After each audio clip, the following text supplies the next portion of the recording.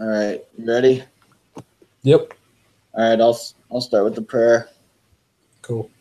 Our dear Heavenly Father, we're thankful for this day and thankful to be able to meet today. We ask that would bless us with Thy Spirit. We ask that uh, everyone will be watched over since they couldn't be here in the meeting.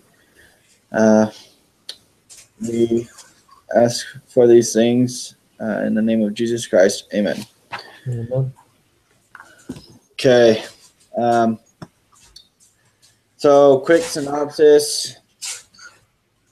They were trying all these different new methods of getting the getting people into space, and they started. They 3 people died the first time they tried with humans, and then uh, when they tried again, that's when they made it, and that's when Neil Armstrong and I forgot the other guy's name. They made it into space and back safely.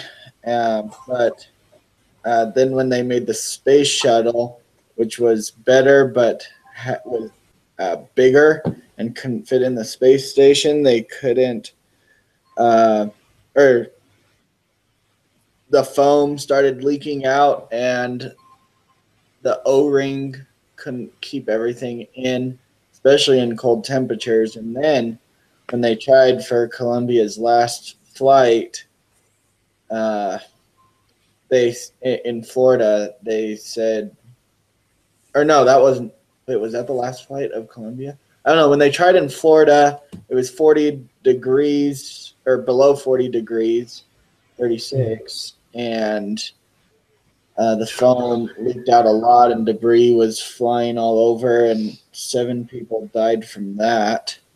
And then when oh yeah, because it went into space, and then when it came back, it couldn't make it back. Even though it was just, yeah, even though it was just minutes away.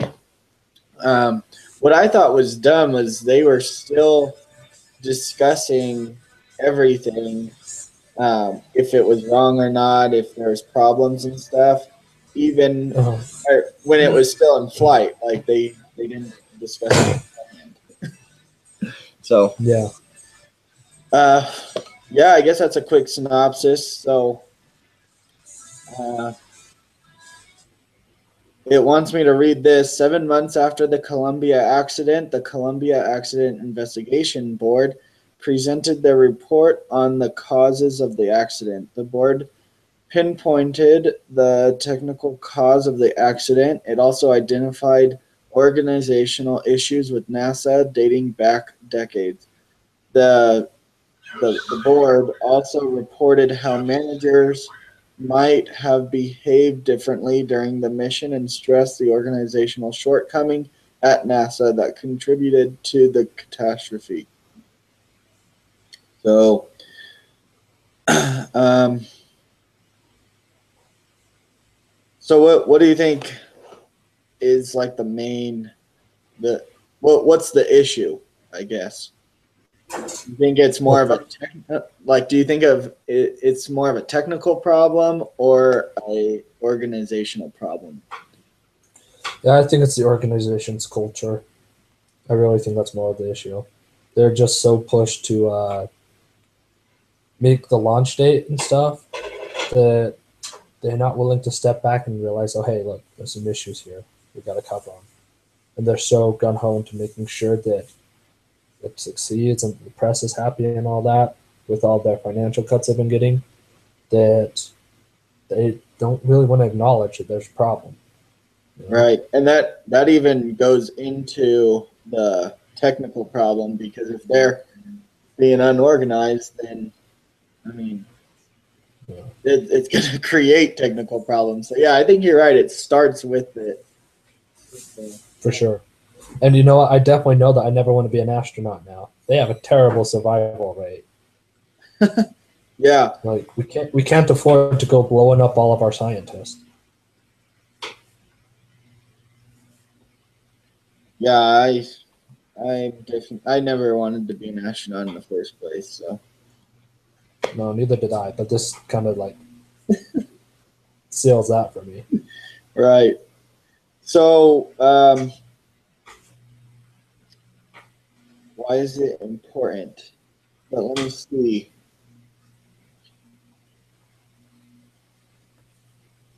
So why is it important to understand that it's an organizational problem?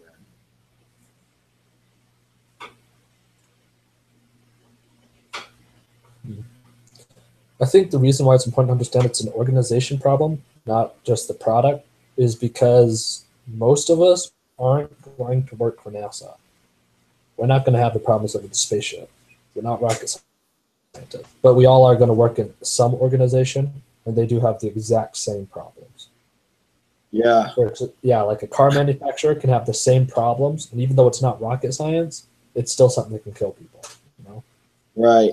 Well, and then I mean, it all goes back to the speed of trust. Like if you're not performing, then like if the organization isn't doing good, then the speed's gonna go down and the cost of everything is gonna go up, and then your business is gonna go under. Absolutely. Yeah. All right. So the recovery window, the time period between a threat and a major accident or prevented accident, in which collective action is possible. So that's what a recovery window is. So what was the recovery window in this case? So I'm sorry, a recovery window is the The time time where a threat period is realized and an accident happens. between a threat. Um, so yeah, between the time you find out that there's a threat and the time that the accident happens, or the time that you prevented the accident from happening. So when the accident would happen. Gotcha. So it sounds like they had 8 days. The entire time the flight it was in flight, they could have done something about it. I'm not saying they were in the best position to do something about it, but they could have done something. Right. So Yeah, I think you're right about that. I think it was 8 days they were up there. Yeah. So it gives us a little hint. It says time between when the problem of the foam strike was discovered after launch to the day of the Columbia exploded. So yep, you got that right. Right on. So what is human cognitive biases and how does it apply in this case? And cognitive biases is systematic errors in judgment. I don't know. I, I I think think that there I think kind of what you were saying with like they have a date they want to get everything done. That's their I guess their bias, and so it created errors in judgment. Like they're like, oh yeah, that's gonna be okay, but it wasn't. exactly. I mean, they were so focused on reaching their goals because they had pressures. You know, like the financial budgets, the media, all that stuff. They had pressures, so they focused completely on achieving their goal, and because of that, they put way too many things in the acceptable risk category that they really shouldn't. Like if they weren't as pressured, if they weren't so, it's not bad to be focused on goals, but when that's your only thing you worry about, yeah, it's not good. Yeah, definitely. And then it says what evidence is present in this case of some of these bias. We just answered it. I mean, the answer is at the flight readiness review meeting, senior NASA managers concluded that the foam shedding was an acceptable risk. Mhm. Each safe return of a shuttle, despite numerous foam strikes, uh, affirmed management belief there was a low risk of failure. But they were sorely wrong. So I was going to say, like, what evidence do you need? It exploded. yeah, Pretty good evidence there. yeah. What they're saying though is it worked before, so but I mean, obviously, it just takes one time. Yeah. Just because something works once doesn't mean you can just ignore it. Yeah. There's a lot of times where, yeah, you can slide by, but that doesn't mean you should make it the standard. You know? Yeah. Um, and then what is shared cognitive framing? Um, Frameworks, beliefs, and assumptions that help us simplify a complicated reality. Oh, I think it was just asking for a definition. That's the definition. There it is. All right. Cool. What evidence is present in the case of cognitive? Okay. So here we go. So what evidence is present in the case of cognitive thinking? And again, it's frameworks, beliefs, and assumptions that help us simplify a complicated reality. I think one of them is one that we just talked about how they use the past experiences to just kind of realize, okay, this is what happened in the past. It's happened, therefore we don't have to worry about it. Yeah, and so now, like, it creates riskier decision making because they're like, oh, it worked this time. Hopefully, it'll work again. We'll just try it out. Yeah. Yeah. All right. And when did the problems with Colombia begin? I think right from the beginning. Like once they noticed that foam strikes were happening, I think that's the initial problem. Yeah. I think that's the initial like technical side, where like problems like parts and stuff started having issues. But I think the organization must have had a problem within it way beforehand. Oh Like I yeah, think the management created a cultural environment that just was not great.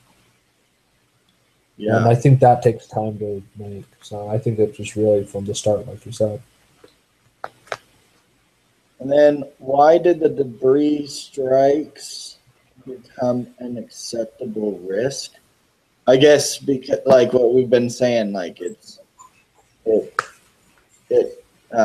didn't blow them up before, so and they, I mean, they say they couldn't figure out how to stop it, but I mean, you can stop anything with time. I was gonna say, yeah, like you can postpone your launch, like Yeah, get some more super glue or something. I don't know. right. Oh, hey, Sarah. Hey, Hey, I have technical difficulties every time. Sorry. Hey, that's okay. So let me just tell you what we've been talking about. We, Yeah, that's I okay. I already gave the synopsis. We talked about, well, I mean, what all these problems are all coming back to is organizational problems, not leading to technical problems. And what we just talked about was how with time you can postpone a deadline so that be um, you can be more safe. Yeah. yeah, just like how they were having issues with foam falling off, they could have fixed that and figured out how to do it. They had some of the smartest minds there are. If they just waited and took a little bit more time, they could have fixed the problem. But they really wanted to launch. So.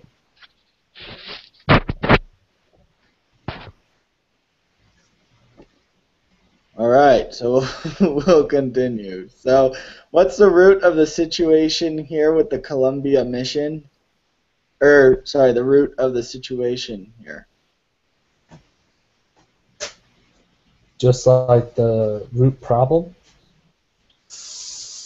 I have no idea.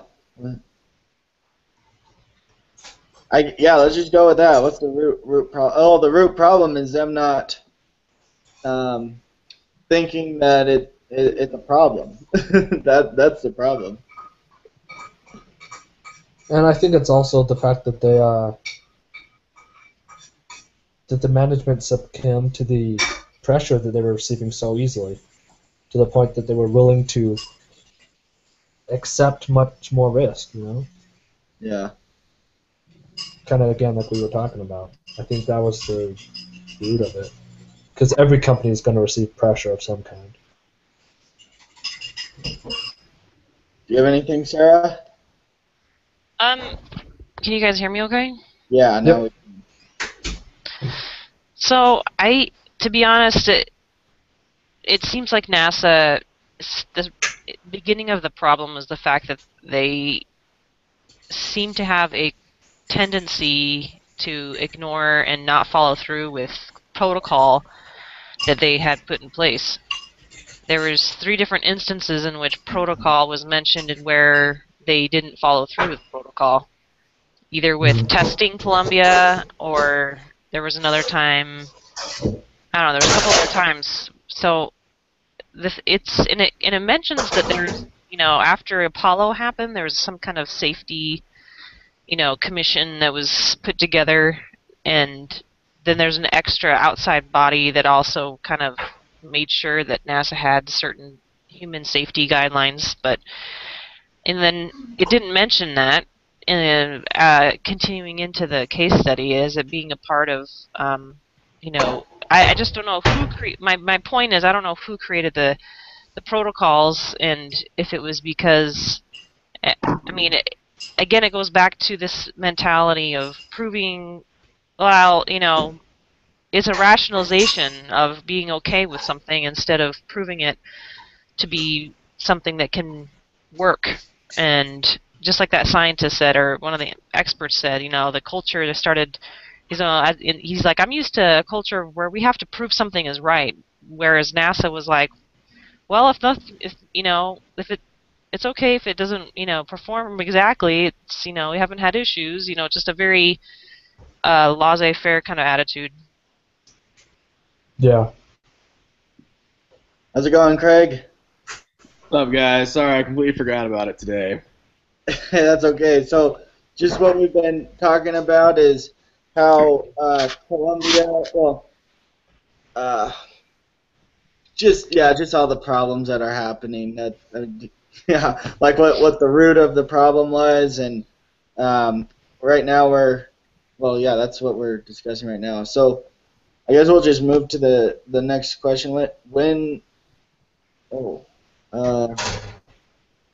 When did the problems with the Columbia mission begin? I'd say right from the beginning, because that's when they saw the debris flying off again. Because this isn't just with Columbia in general; it's with this mission. So, what do you think? Or even before? I don't know. Didn't it say, I don't know if it was the Columbia, but didn't it say they were like, they would always be into like foam and stuff, and they would like damage a ton of the panels? Yeah. Was that this one, or was that a different one? Yeah, that was this one. I feel like didn't this one go on like, this was like the 14th mission it went on, right? The spacecraft? I forgot the exact number, but yeah, it was. And it'd always have trouble like taking off, but once it was in there, it was easy to fly. That was like the craft motto or something. So like obviously if it's like hard to take off, it's a big part. You know what I mean? Like if the spaceship has trouble getting into space, and that's like obviously a big problem. And that was like the big problem with this one, is that the rings or whatever didn't seal or something, and then it eventually, yeah. So I don't know. I think the spacecraft was bad to begin with, and I feel like from the article at least, I don't know how the actual the mood is or whatever at NASA, but it just felt like they were worried about the turnover rate, like getting it in the air rather than just having it be quality and safe for the astronauts. Yeah, that's what we've been talking about a lot, actually, is that exact scenario. It seems like there's a huge disconnect between managers that were in these positions and experts and engineers that were over or had more in deep understanding of the particular part or area of the spacecraft. Because it's just like that one engineer for Challenger who was like, these O-rings, it's going to be too cold, and they're not going to be able to, they're going to be, not going to be sealed right. So, and they're like kind of just ignored him, and then the managers ignored the analysts again. The analysts were the one who declared it as being, or classified the event as being out of family because the chunk was so big that they saw in the images. And so there's a huge disconnect between the managers and analysts and engineers that have a lot more, I think, probably realization of the impact of each, part of the spacecrafts, the shuttles. Yeah, there's a lot of disconnect between the different departments, I thought, what you're saying. Well, honestly, it seems like they made a culture where you don't question the management. The management kind of has the final say on everything and puts a foot down, and they don't listen to anyone else. So that's kind of the next question. How would you characterize the culture of NASA? I think you did a great job, Sarah. So that was a weakness. What about like the strengths, though? They have a lot of really smart people. Not anymore. They keep blowing up all their scientists. As far as the strengths of the culture, Yeah, the strengths of the culture. I honestly didn't see a whole lot of strengths, except maybe that. No, I couldn't. I really can't. I'd have to think about that one. Off the top of my head, I can't think of a good strength of the culture. Yeah, I mean, I guess going back to weaknesses again. Remember how in the Speed of Trust it was it was the very last chapter. I think it was talking like how the difference between a leader and a manager is a leader actually does what the employees are doing. A manager just micromanages and tells people what to do. So, yeah, I think that's this whole situation. Like, they just need to be a leader instead. Yeah, the managers are definitely managing and not inspiring trust at all. Because if they were inspiring trust, then they would have a much more open door policy about analysts and engineers being able to approach the meeting teams and the MMR and the MET team or whatever, and being able to be okay with it. I mean, I understand that there's probably a lot of information that the main whatever in-flight room is handling and trying to take care of, but they have to at least be open to an analyst or an engineer emailing and calling up and being like, I really think you should take a look at this, and not having to be afraid of being negatively shut down for doing that, as a negative effect. Yeah. So, and go ahead. I was just, this case just kind of blew me away. I was really interested to find out if these people still had a career, like especially the chick, Linda Ham, and the main guy, Roca, who was like super, pissed off about the fact that, even the final meeting, like it wasn't clear that their conclusions were really kind of unfounded. And so I looked up what happened to Roca. He's actually still working with NASA, but he gives talks like all the time about how, encouraging like people to speak up and engineers to speak up. And he's like, yeah, after Columbia, the culture did change, So I mean, it was kind of good that he, still had the courage to stay on and still was willing to stay on with NASA. And he's like an example now, like they put him in front of all these people and he talks to all the new people all the time. And so, but it's just like really horrible that, what have 7 or 8 people had to die for them to change their culture. Right. Yeah, and actually, so you already mentioned a couple, but it says to talk about the people in the case that were important contributors to the mission's failure. I don't know the names, but who was the engineer that was trying to speak up, and then those other guys just disregarded his if it's under 40 degrees, then the O-rings aren't gonna seal it up. So I mean, they just totally disregarded the engineer who actually knows, and they went ahead anyway.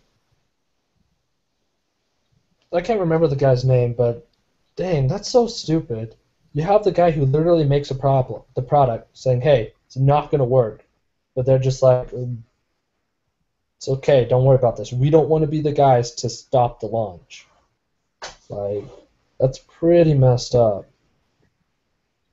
I wonder if they had launched like at that temperature before and it went okay, and so then they were like, okay, doing it again.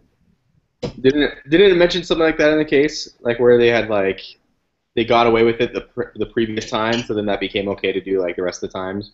Yeah, until it finally blew up. I don't Yeah. know if it mentioned that for the O-rings, but I obviously They for the did that foam for the strikes. phone. Right, Yeah. Yeah, right, exactly. foam Yeah. strikes were like a normal occurrence. It happened on like what did it say? Like 70 out of the last 90 missions, or I don't know, something ridiculous. Yeah, But it it was wasn't almost all of them. so that I mean, but the protocol said that they should be. It talked about the history of the fact that at first they classified it as like an anomaly, and then which was like a big deal, and then they decided to classify it as just an active kind of problem and an acceptable type thing. And Right. I guess it's kind of like the frog in the water, like they slowly just got used to, that happening and didn't take it as a serious flight risk. But I think Linda Ham.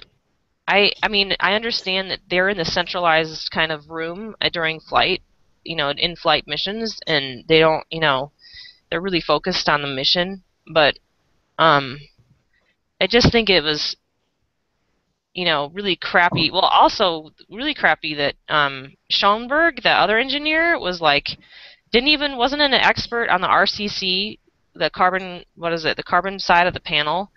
He wasn't even, he just cared about the top side of the panels, not the panels, but the tiles. And he's shutting down Hmm. Roca, who's questioning him. And they had an argument in the hallway. Well, I don't know what in-flight day that was, but yeah, so there's a couple people I think who were responsible for just, not realizing and not even caring about Yeah, thinking, that was like day 7 or 8 or something. yeah, not exploring, the possibilities of that strike, of, the damage. Hmm. Yeah, and we actually discussed that same thing like right before you got in. We were talking about Oh. how, yeah, well, yeah, yeah, like um, how, yeah, that. Okay, but yeah, like, okay, so who do you think is accountable and why? Would it be Roca or? I don't know if I can put all the blame on one person. I think that was a group effort. Definitely a group effort because I mean, it, yeah, like it's a team. It's like yeah, it's definitely a Hmm. team effort, and so if you're if one person The, messes up, then there's other people to say, hey, wait a second, what about this? and even though they did have people that jumped in and really tried to speak up, there was just a lot more of them that just wouldn't listen. Yeah, I think the whole moral of the case is like even at a place like NASA where it's full of like some of the smartest people ever in that category, there's still like a bunch of organizational like miscommunication and there's cultures that are negative towards the company and things like that. So it's not just like regular companies, it's like everywhere. Even if you have like the smartest people, there's still missteps in management and things like that. So I think it's everyone as a whole is at fault. What do you think, Sarah? Yeah, you brought up an interesting point in comparing it to a business, because I think in a business there's a lot more checks and balances and there's more accountability. People have to report and have to, maintain some type of accountability to make sure that everything's running smoothly. And I think that's why organizational structure and flow is much more, people are aware of it when they're in a business, whereas not, a governmental organization, there's a lot more just barriers and dysfunction and all kinds of, just not organized because there's not as much accountability. There's not, and there's not a bottom line, except for maybe meeting budgets. But as far as having to be functioning in a way that's smooth running machine, because every part contributes towards the bottom line. Well, yeah, that might be kind of the case, but it's not directly related because they're not an entity that's creating money. It's not a business. So there's not. I think there's just there's probably a less pressure for making sure that that's happening.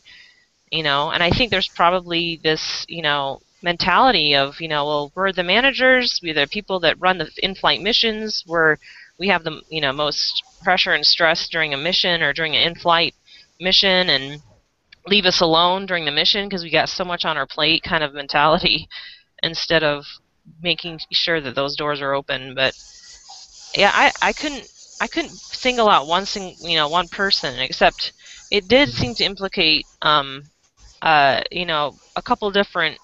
I mean, this case was so intertwined. There were so many different factors that were at play that contributed to this, to that total dysfunction. There was dysfunction with, all. I mean, I don't, using the crater. The crater didn't make sense. There was the dysfunction with, I just don't even understand why they even used the crater if it had no. It wasn't specified to the what was going on. Like there's all kinds of things that happen. It was mind blowing. Yeah, definitely. I mean, I guess you could take out of the accountability the engineer who said it wouldn't work, but other than that, I think it was definitely the rest of the team. Yeah. So what is the concept of team design? What do you think? If you don't know, I can give you a hint. Wait, what was the question again? What is the concept of team design?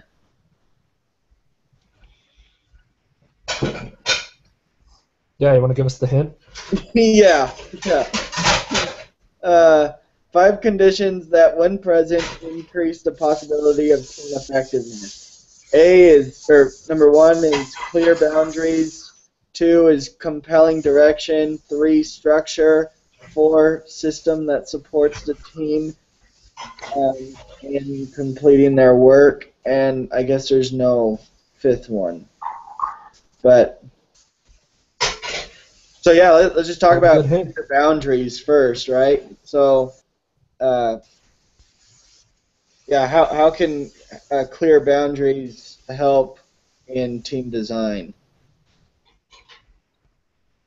Well, when you compare it to this case, first of all, there were no clear. Well, maybe there were clear boundaries with the DAT team that was established, but they didn't follow through. Obviously, the boundaries were kind of implied in the fact that they had to work out their own thing, and they were going to report to, the MER, which they did at the end, near the end of the flight. I don't know what day it was, where they gave the report to the MER people, but I don't know. They didn't. There was no stating of the boundaries, except the implied culture of that they shouldn't, be reaching too far. And the only thing I can think of as far as boundaries is the protocol that came up in order to request imagery. You have to have a person of contact for requesting imagery, so that's kind of a boundary issue. But those boundaries were in the government to file and use the military stuff. Right. I guess I don't know what kind of, definition they're talking about as far as boundaries. Yeah. There's different ways you can interpret that. Right. Well, and what was the next one? Yeah. Okay. Compelling direction. So obviously they had a direction, and they won. Well, I guess it's back to what we were saying, like they wanted to meet their deadline, but it was I guess that deadline was their life instead of their ultimate goal. Like it had to happen rather than let's see what's safe. So they definitely had a Yeah. compelling direction. Yeah, I wonder if there was anything previous that made him so compelled to reach those deadlines too, like what happened in the past when people didn't, It was or budget cuts. what's that? It was budget cuts. They were getting a lot of budget cuts, and every time you don't meet your deadline, especially for something like a launch, you continue to get budget cuts. Oh, that's a big So deal. if they were going to Big deal to like save continue their lives. research, Yeah. yeah, they saw it as like if we don't get this up in the air, we won't be able to continue our research. Well, and then you can see what's happening globally too. Like it mentioned that the Russians put up Sputnik or whatever, but I mean that was a long time ago. But I think the U.S. just wants to stay on top of things and still be the best rocket science country. Mm-hmm. Well, it mentioned that she was on a schedule because of some last module that they were putting onto the space station, and that wasn't happening until the shuttle after Columbia. So I mean, she was more concerned about the turnaround time. I mean, that was her compelling motivation, was to get the turnaround back up, or the Columbia back down, turn it around. And she was like, ah, crap, tiles are missing. That's going to increase our time to get it back up for this next mission, which is this mission where we're putting this module onto space station, to finish the space station. Right. So, I mean, that was her motivation, her compelling direction.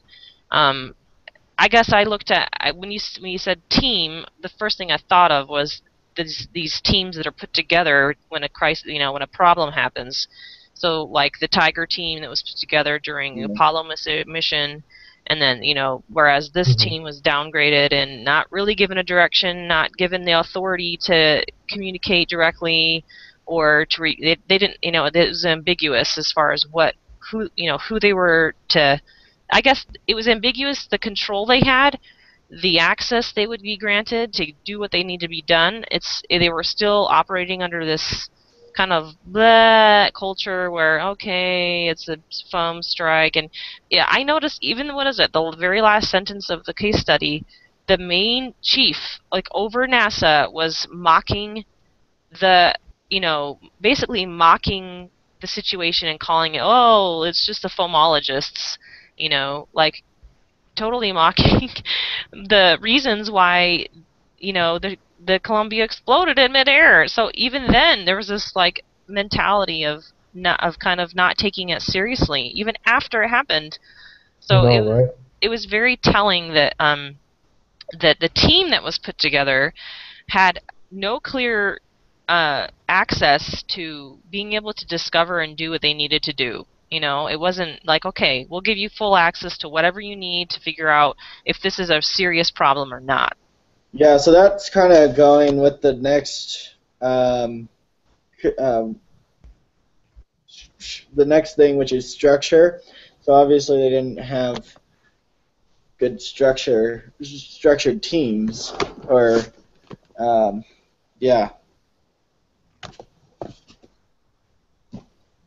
Well, That's yeah, because all. even the team supposedly was just this one guy to do the crater analyst and like the crater simulation and put it through, whatever data through this crater.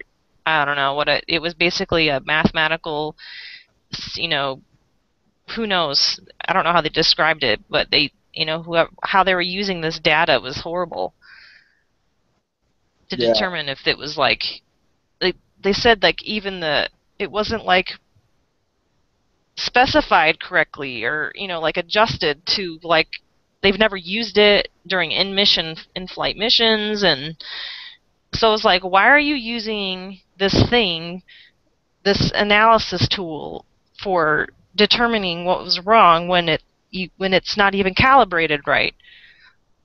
It didn't make any sense to me. Yeah. So, let's just go to let's go to the last one, which is a system that supports the team in completing their work. I think you already talked about that, Sarah, how the guy was just kind of putting it. I don't know. Maybe that was just his way of dealing with things, but obviously he wasn't supporting their team, giving the team like exactly what to do, giving them access to what they need to fix the problem and all that stuff. So yeah, there wasn't a lot of support in helping them complete their own work. Yeah. Do you guys think the budget? Do you think the budget cuts were a big something that they should like try to do away with? If that makes sense. Like, were those a big contributing factor? You think to the failure of the mission? I think so. Like just the pressure to get it out on time. Like, is that? It feels like that pressure is so big that like You know what? anything to get it out. You know, a company has faced pressures no matter what they are, whether it be budget or time frame or a bunch of different things. There's always going to be pressures. Some of them will be bigger than others, but ultimately, it's still just an excuse. At least that's my opinion. I'm not a professional.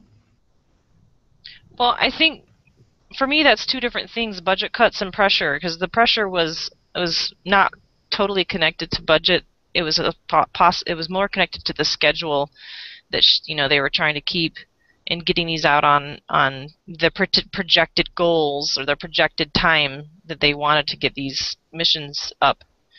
They have a lot riding. I mean, there's all kinds of people who are pulling together. So the longer they take, the more money that mission is spending.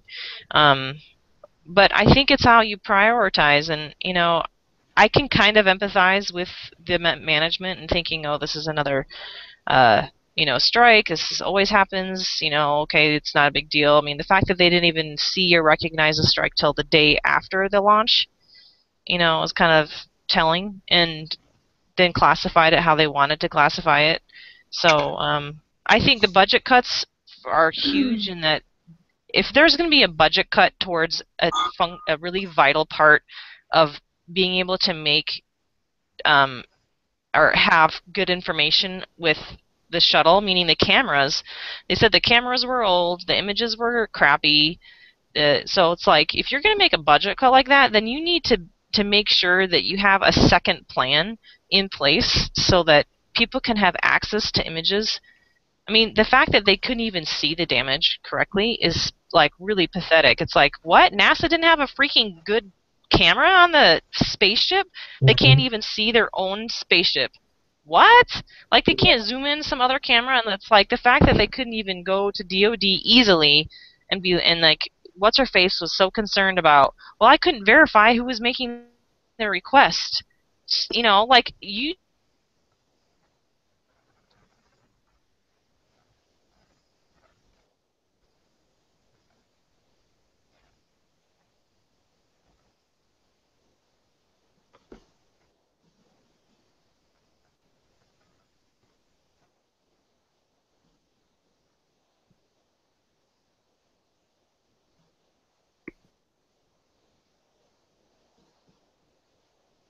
Wait, is anyone talking right now? I don't know.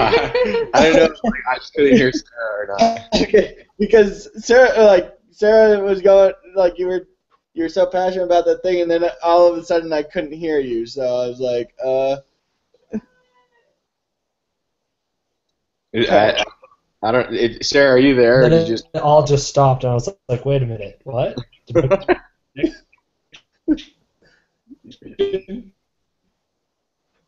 Okay, yeah, I don't think Sarah can. Okay, one sec. Where's the group chat? Sarah. This is your. Oh, she's gone. Yep. Dropped out. All right, let's just. She was pretty passionate about what she was saying. Okay. um, what is the concept of Still psychological safety? So, team client. Let's see.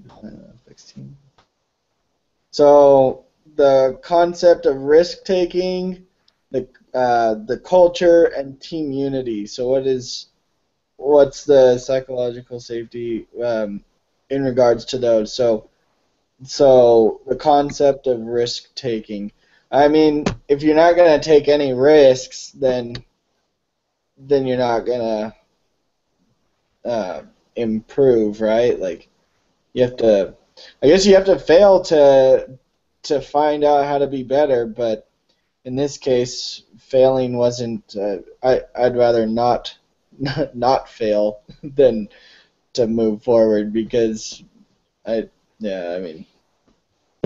Well, like, and it's acceptable to say, okay, something fell off of the spacecraft. It's happened before. Don't just like stop the launch right there. That's fine. But then later, after they've looked at it and stuff, saying that it's nothing, don't worry about it, and not looking into it when they can't tell, that's not okay. Right. You know? Yeah. If they're having successful runs, it's an acceptable risk to say, okay, yes, this fell off. It's been fine. Let's try it again. That's fine.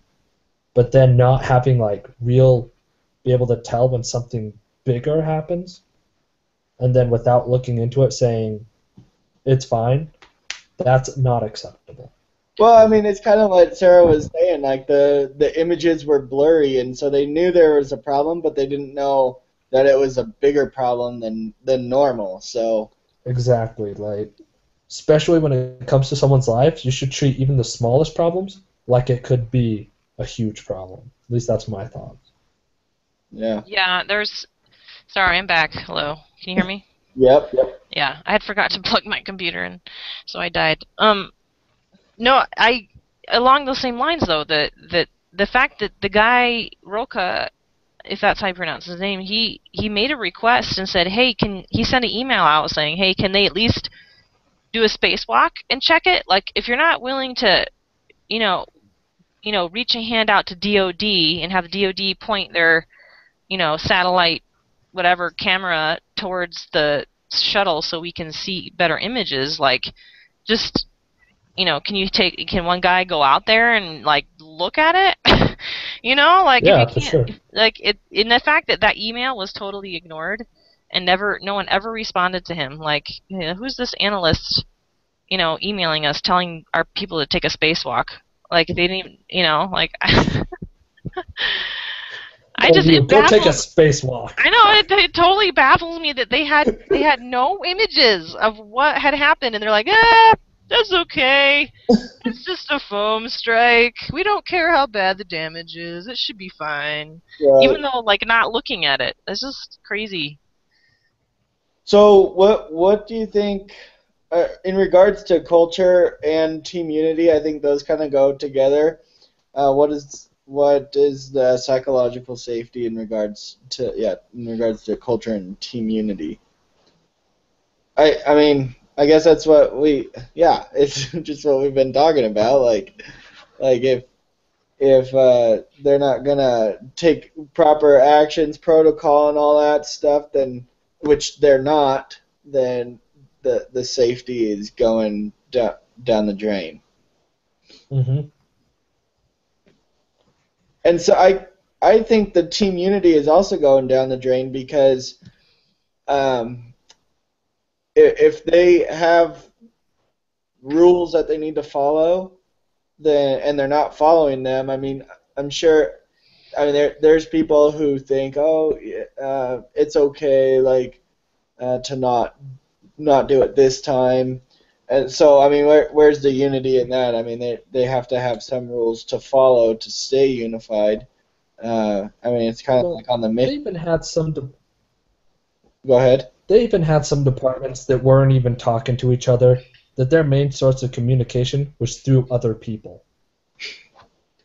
Like, that's pretty lack of teamworky. lack of teamwork. Yeah. Yeah, you know what I mean. Like just Well, I think it goes back to trust. If you feel safe in the fact that your team is going to be acknowledged and the work that you're doing is going to be acknowledged, then you're going to have a lot better, you know, feeling about what you're engaged in and what you're doing. And like Roca was like the guy who reported his boss that reported to the MET team. He's like listened in on the meeting. He's like, I don't feel satisfied with how this was communicated. It doesn't seem like it was communicated very well. And he's like, okay, I'll make sure I'll kind of clarify that. But even then, it wasn't. I mean, if you read the exhibit of the meeting notes, even then doesn't seem like it. He made it a very strong point that the data was kind of like unconclusive, and then what's her face? She's like, that's horrible. It's lousy. Like data. Like, why should I be paying attention to that? I'm not going to pay attention to it before. Why should I pay attention to it now? Like, give me some reliable data. And or some conclusive data. And so if these teams can't feel like they're being, I don't know, taken seriously, that's a huge issue. Yeah. Yeah. So let's keep moving along in the thing. It asking like if anyone wants to share any personal experiences. While you think about that, I guess I can share one. I mean, it's not work related, but it's with the Eagle Scout project. So this kid, he was micromanaging the project, I guess. He was just telling everyone what to do and everything, and and then but he wasn't doing any of the work. He was just telling everyone what to do, and I mean, obviously, you're not gonna like the person who's just telling you what to do and not doing it themselves, even though it's their Eagle Scout project. Like, they're getting credit for it. And so I mean, that's just one thing. I mean, in the end, it all worked out. It wasn't, and like, no one died or no one got in any fist fights or anything. But yeah, that's what came to my mind. Anyone else want to go? I don't want to hear the stories if no one died. Well, I don't think that reminds me of a scout service project, right? We were like just trying to dig holes for, I think it was a sprinkler system, and one of the scout leaders, it was a bunch of different wards got together for it. And one of the scout leaders, he was going around and like telling kids they were slacking. It's like, hey, stop slacking, pick up that shovel and stuff. And he just was doing it, and no one was saying anything. Till finally one of the other scout leaders said, hey, why don't you pick up a shovel instead of talking to everyone then? I don't know, just it's really annoying when I get people who manage but won't work. Yeah. I agree. Anyone have any stories where people died so Craig could be happy? Or? And then everyone died. Dude, the freaking length of this case study almost killed me. What's up with all these Our freaking... friend's cat died. Does that count? Yes. Sarah, do you have anything? Bureaucracy. The government. I can tell you lots of stories. My husband's worked for the government. My brother-in-law is a federal agent with the federal government. So, I mean, how much time do you have? No, that's fine. Wait, I get the point. Okay, so part of world application is was that, and broad application and principle. Brandon, what are you laughing at? Was that a delayed response laugh, or are you laughing at something that's going on in your house?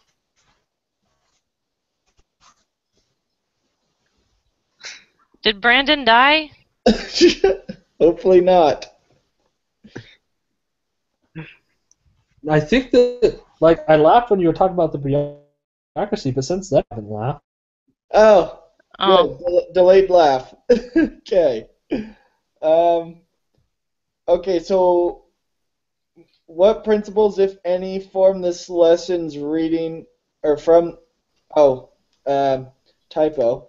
What principles, if any, from this lesson's reading apply to this case? Hello?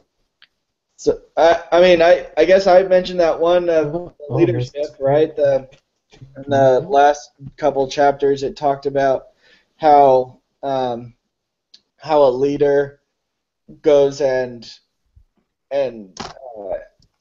works with the employees instead of telling everyone what to do.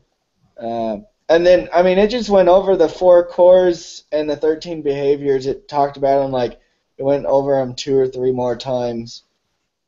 So, I mean, if you follow the behaviors, obviously you're going to get trust. And since Sarah did that extra part and saw that guy is still with Roku or still with NASA, like that shows something. Like obviously he got some trust back. Yeah, it was interesting to read some of the response that Linda Ham had as well, um, when she was interviewed about what had happened and what she thought was the breakdown between, why it happened. And I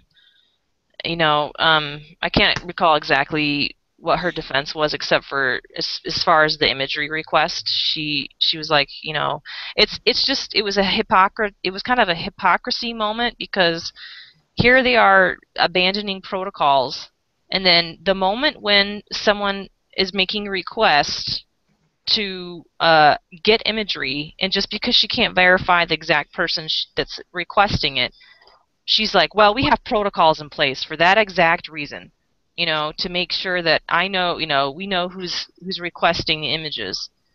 And it's not like the images were of a nuclear bomb or where we keep, our gold or whatever. I mean, it was of a spaceship shuttle. So I just like, okay, so you're willing to abandon certain protocols in certain situations, but in this situation, she wasn't willing to abandon a protocol.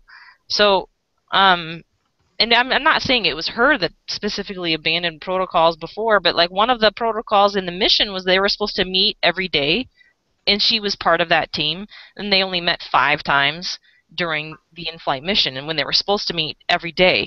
So even during that mission, a protocol was not being followed. It's like, Yeah. what the crap? So I mean, I guess I didn't really answer your question, but it's just something else I thought about.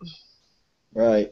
Well, that's actually the last question. So, I mean, I guess I can give a quick synopsis of everything that we talked about. How um, the teams were just dysfunctional. We talked about how it's more organizational